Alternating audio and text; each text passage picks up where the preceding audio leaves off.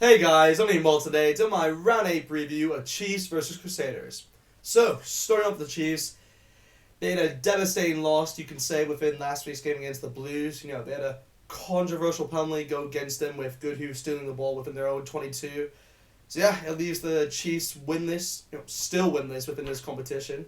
And they'll be looking to bounce back from that defeat and hopefully get their first win.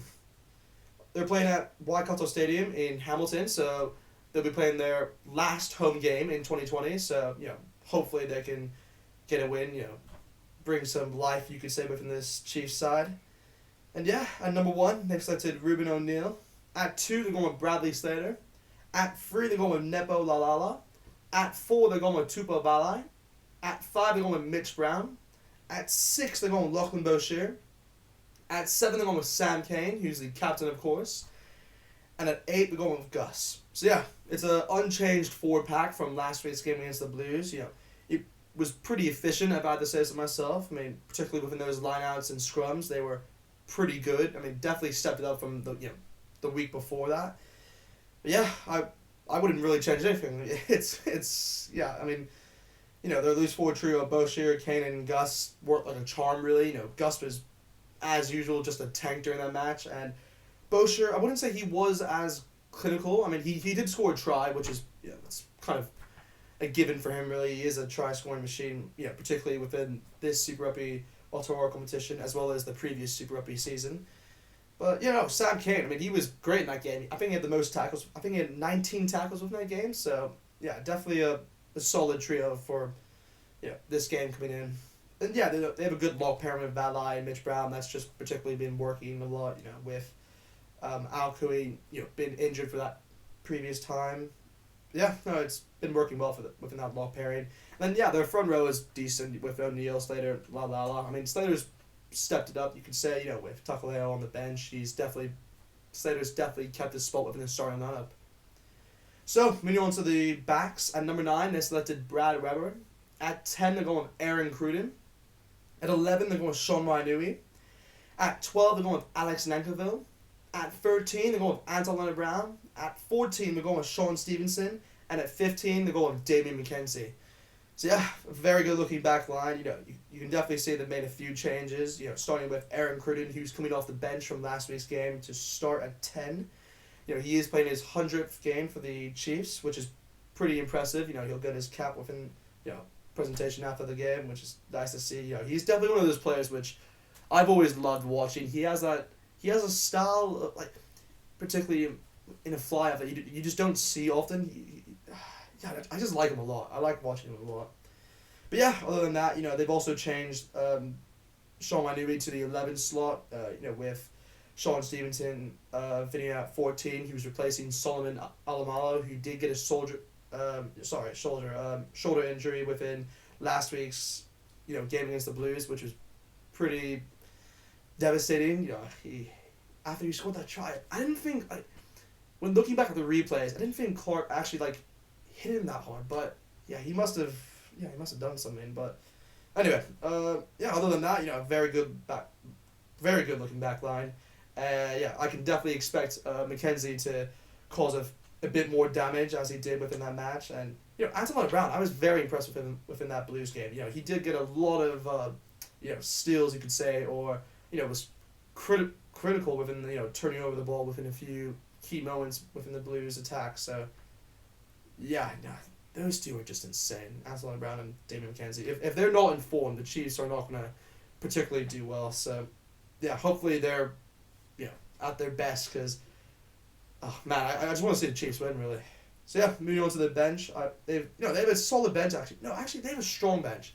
This is probably one of the stronger benches I've seen from the Chiefs. They have Takaleho, they have Al Kui, they have Parker, they have Caleb Trask, they have Quintapea, and they have the return of Angus Townval. He's finally come back from his long injury. He wasn't in the previous Super Rugby season, and he hasn't played a single game within this comp. So yeah, hopefully he comes off the bench and makes an impact.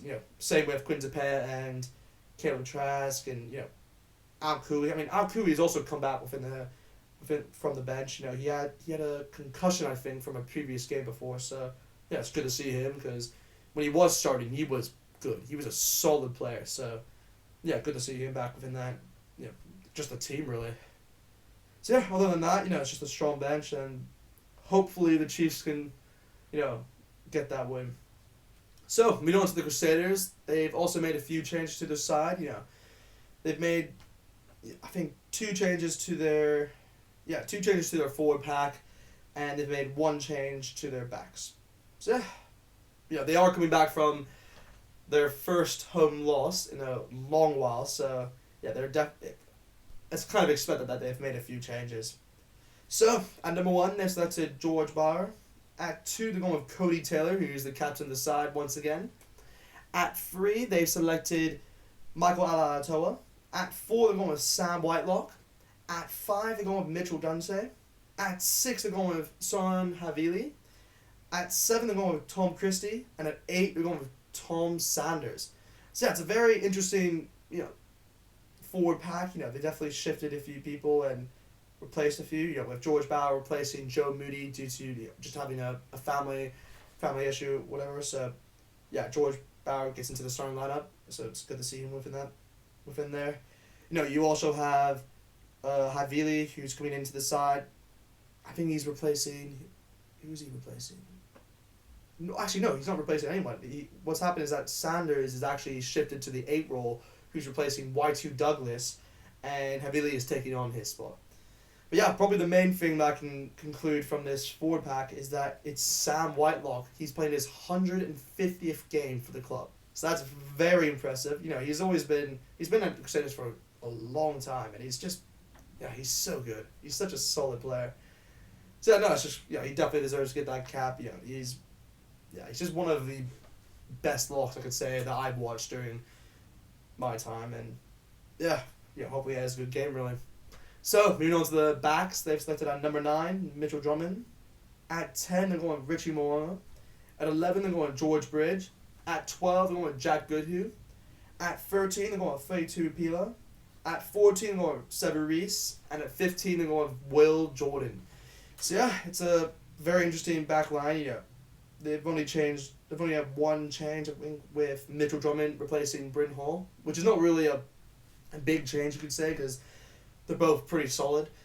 And yeah, either one of them can make an impact off the bench, really. So, yeah, it's not too big of a change there. They have kept Feitu Pila within the side. He was pretty impressive within that game, if I had to say so myself.